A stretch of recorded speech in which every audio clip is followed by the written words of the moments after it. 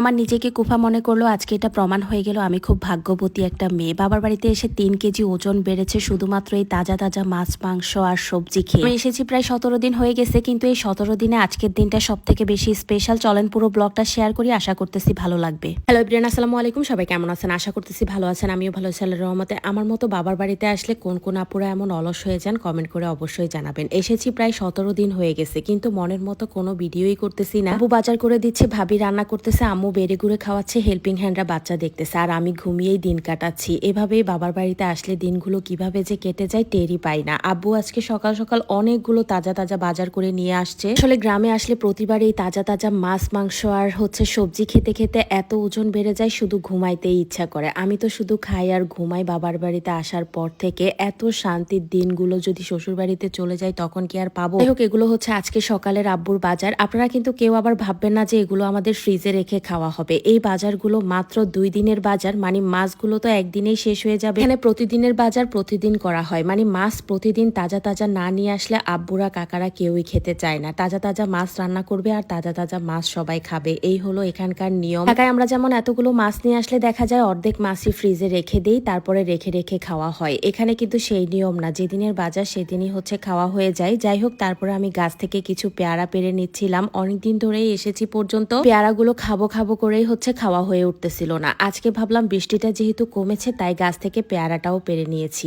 এই ফুলগুলো কে কে চিনেন কমেন্ট করে জানাবেন। এই দেখেন আমার টুনটুনি পাখিরা কি করতেছে, ওরা তো মুক্ত আকাশে উড়ে বেড়াচ্ছে। নানাবাড়ি মধুর হাড়ি, নানুবাড়ি আসলে তারা তাদের নিজের মতো করে ঘুরে বেড়ায়। এই মাধবীলতা ফুলগুলো যে আমার কি পরিমাণ পছন্দের, এগুলোর গন্ধে পুরো বাসা মই মই করতে থাকে। ছোটবেলায় আমরা এভাবে মালা দিয়ে হাতে পরতাম, গলায় পরতাম। এই ফুল গাছটা আম্মু ঢাকা থেকে নিয়ে এসেছিল, আম্মু আর আমি একসাথেই কিনেছি। আমারটা এখনো যেভাবে কিনেছি সেভাবেই ছোট আছে, আর আম্মুরটা দেখেন কোথায় উঠে গেছে। পুরো আমাদের বাসা জুড়ে এই গাছটা দিয়ে ভরে গেছে, এত সুন্দর লাগতেছে। আমাদের বাসার আরেকটা সুন্দর পার্ট হচ্ছে এই কবুতরের বাসাটা। কবুতরের বাসা থেকে প্রতি মাসে অনেকগুলো করে কবুতরের বাচ্চা বের করা হয় আর সেগুলো রান্না করে খাওয়া হয়। আরেকটা স্পেস হচ্ছে এই মুরগির বাসাটা। আজকে যেহেতু আমি সকাল সকাল উঠেই বলে দিয়েছিলাম আমি উঠে তারপরে মুরগির বাসা থেকে ডিম নিব। আর দেখেন এই সুন্দর দৃশ্য দেখলে কার না মন জুড়িয়ে যাবে। এতগুলো মুরগির ডিম, হাঁসের ডিম, আমি কোনটা নিয়ে কোনটা নিব বুঝতেছিলাম না। এত মজা করে ডিমগুলো নিলাম। সবার কথা হলো প্রতিদিন তো এতগুলো করে ডিম পারে না, আজকে কেন পারলো? আমি বললাম আজকে আমি লাকি, আমি ডিম নিয়েছি তাই অনেকগুলো ডিম পেয়েছি। প্রতিদিন সকালবেলা আমার জন্য ডিম রেখে দিবা, আমি যে যে ডিম নিব দেখবা অনেকগুলো করে হাঁস মুরগি ডিম পারবে। এই নিয়ে আমরা হাসাহাসি করতেছিলাম। পর আমি ডিমগুলো ভিতরে নিয়ে এসে সুন্দর করে পরিষ্কার করে নিচ্ছি, কারণ এগুলো ফ্রিজে রাখতে হবে। এগুলো 3 বাচ্চা একসাথে খায়। সুনাইরা, আরিশা, আখি, ওদের 3 জনকে হচ্ছে দেশি মুরগির ডিম খাওয়ানো হয়। এগুলো শুধুমাত্র বাচ্চাদের জন্য স্পেশাল ভাবে রাখা হয়, বড়রা কেউ হচ্ছে এই ডিমগুলো খায় না। সবগুলো ডিম রাখার পর দেখেন পুরো হচ্ছে ফ্রিজটাই ভরে গেছে ডিম দিয়ে। আলহামদুলিল্লাহ, ওরা 3 জন